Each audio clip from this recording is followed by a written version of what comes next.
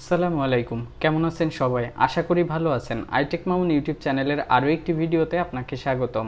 আজকের ভিডিওর বিষয় হলো iOS 16 এ কী ফিচার পাচ্ছি আমরা।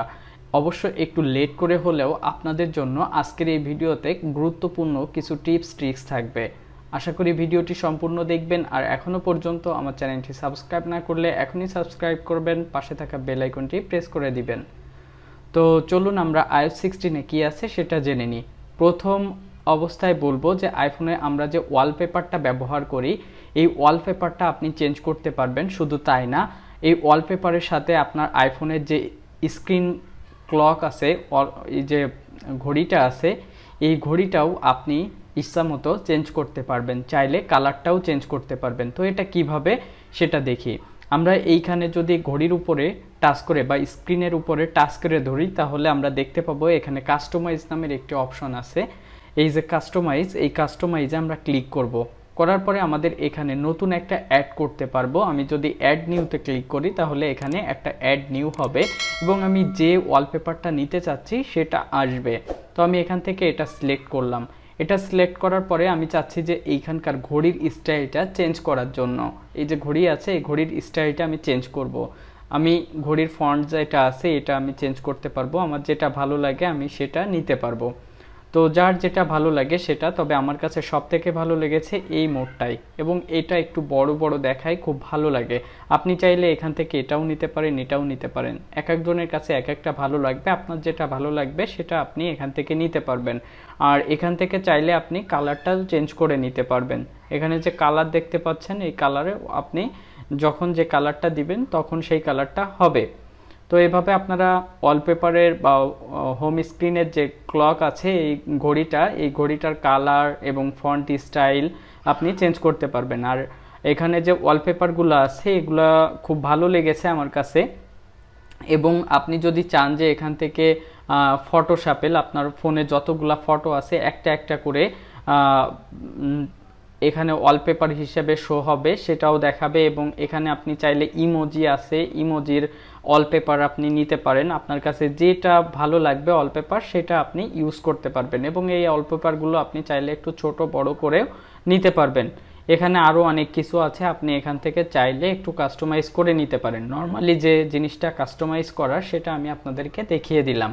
তো এইভাবে আপনারা যে কোনো একটি ওয়ালপেপার সেট করে নিতে পারেন। এখান থেকে আরও ওয়ালপেপার আছে, আমি সেইগুলা নিব। তার ভিতরে আমি এটা নিলাম। যাক, এইভাবে আমরা সেট অ্যাজ ওয়ালপেপার পেয়ার, আমি যদি উপরেরটা দিই তাহলে আমার যে স্ক্রিনের উপর আছে সেটাও এরকম হবে। আর এটা একটু মোশন টাইপের, যদি দেন তাহলে হয়তো বা একটু চার্জ খাবে, তবে এটা আপনার দেখতে ভালো লাগবে এবং খুব ভালো লাগতেছে। সেট অ্যাজ ওয়ালপেপার পেয়ার, তার মানে কি এটা আমাদের দুই জায়গায় একসাথে সেট হয়ে গেছে। দেখুন এখানেও হয়েছে এবং আমাদের ভিতরের যে ওয়ালপেপার আছে সেটাও চেঞ্জ হয়ে গেছে। তো এই ছিল ওয়ালপেপার এবং ঘড়ির কাস্টমাইজেশন, এবং এই ট্রিক্সটা আমার কাছে খুব ভালো লাগছে। সবচেয়ে এই যে ঘড়িটা, এই মোডটা অনেক ভালো লাগছে। এরপরে আরও একটি ইন্টারেস্টিং বিষয় আছে, সেটা হলো আমরা যে কোনো একটা ছবি তুললে সেই ছবির ব্যাকগ্রাউন্ডটা খুব সহজে চেঞ্জ করতে পারবো। তো আমি এখানে একটা কিছু ছবি আমি তুলে আপনাদেরকে দেখাচ্ছি। ছবির ব্যাকগ্রাউন্ড ক্লিন করার জন্য, হোয়াইট ব্যাকগ্রাউন্ড বা পিএনজি করার জন্য আমরা বিভিন্ন ধরনের সাইট ব্যবহার করি, বা কম্পিউটারে ফটোশপ বা বিভিন্ন ধরনের সফটওয়্যার ব্যবহার করি, কিন্তু এক্স্যাক্টলি যে ব্যাকগ্রাউন্ডটা রিমুভ করতে চাই সেটা রিমুভ হয় না। এই ভিডিওতে আমি এক্স্যাক্টলি কিভাবে আপনি আপনার আইফোন দিয়েই ফটোর ব্যাকগ্রাউন্ড রিমুভ করবেন সেটা দেখাবো। তো আমি এখান থেকে ক্যামেরা অপশানে গেলাম, আর এখান থেকে আমি একটা ছবি তুললাম। যে ছবিটা আমি তুললাম এই ছবিটা আমি ভিউ করব। করার পরে আমি এই ছবির উপরে আমার ফিঙ্গারটা চেপে ধরবো। চেপে ধরার পরে আমি এখানে দেখতে পাবো যে আমার যে ছবিটি আমি সিলেক্ট করেছি বা চেপে ধরেছি সেটা সাইড দিয়ে এরকম একটা বর্ডার যাচ্ছে। তার মানে কি আমার এই ছবির সাবজেক্ট এটা আমি ব্যাকগ্রাউন্ড হিসাবে রিমুভ করতে পারবো। এটার ব্যাকগ্রাউন্ডে যা আছে সেটা রিমুভ করতে পারবো। তো সেটা কিভাবে, আপনি এখান থেকে শেয়ারে ক্লিক করবেন। শেয়ারে ক্লিক করার পরে একটু নিচে দেখবেন যে সেভ ইমেজ আছে, সেভ ইমেজে ক্লিক করবেন। করলে আপনি দেখবেন যে আপনার যে ছবিটা আপনি ব্যাকগ্রাউন্ড রিমুভ করতে চাইছেন সেটার একবারে স্পষ্ট এবং নিট অ্যান্ড ক্লিনভাবে সেটার ব্যাকগ্রাউন্ডটা চেঞ্জ হয়ে গেছে। এটা আগের ছবি, এটা পরের ছবি, এই যে দেখুন। তো এইভাবে আপনারা ছবির ব্যাকগ্রাউন্ড খুব সহজেই ক্লিয়ার করতে পারবেন। এটাও আমার কাছে খুব ভালো লাগছে। iOS 16-এ আরও একটি মজার ফিচার্স আসছে এবং এটা সুপার সিকিউর। আমার মনে হয় অ্যাপল এটা সবথেকে বেস্ট একটা কাজ করেছে। সেটা হলো আমাদের ফোনের ছবি আমরা চাইলে হাইড করে রাখতে পারবো এবং পাসওয়ার্ড দ্বারা বা আমাদের ফেস আইডি দ্বারা আমরা প্রোটেক্ট করতে পারবো। আমরা ছাড়া আমাদের এই ফটো বা ভিডিওগুলো কেউ দেখতে পাবে না। তো আমরা এখান থেকে আগে দেখি যে কিভাবে আমরা হাইড করব এবং কিভাবে আমাদের ফেস আইডি কাজ করে, মানে আনলক করার জন্য কিভাবে কাজ করে সেটা দেখে নিই। তো আমরা ফটোসে গেলাম, ফটোস থেকে এখান থেকে যে ছবি, অনেকগুলো ছবি আছে, এখান থেকে আমরা একটি ছবি চাচ্ছি যে হাইড করে দেখাতে। তো এখান থেকে আমি এই ছবিটা চাচ্ছি হাইড করব। তো হাইড করার জন্য আগে অনেকে শেয়ারে ক্লিক করতেন, এখন আপডেট হওয়ার কারণে আপনারা 3 ডটে ক্লিক করবেন। 3 ডটে ক্লিক করলে এখানে দেখতে পাবেন যে হাইড একটি অপশন আছে, এই হাইডে ক্লিক করবেন। দেন এগেইন হাইড ফটোতে ক্লিক করবেন, তাহলে আপনার ছবিটা হাইড হবে। তো এখান থেকে আপনি চলে গেলেন এবং আপনি যে একটি ফটো হাইড করেছেন সেটা আপনি ছাড়া অন্য কেউ খুলতে পারবে না, সেটার এখন প্রুফটা দেখেন। তো আমি এখন এই যে ফটোস আছে, ফটোসের ভিতরে গেলাম এবং ফটোস থেকে একবারে নিচের দিকে চলে যাব। নিচে দেখব যে হিডেন একটি ফোল্ডার আছে, এই ফোল্ডারে আমরা ক্লিক করব।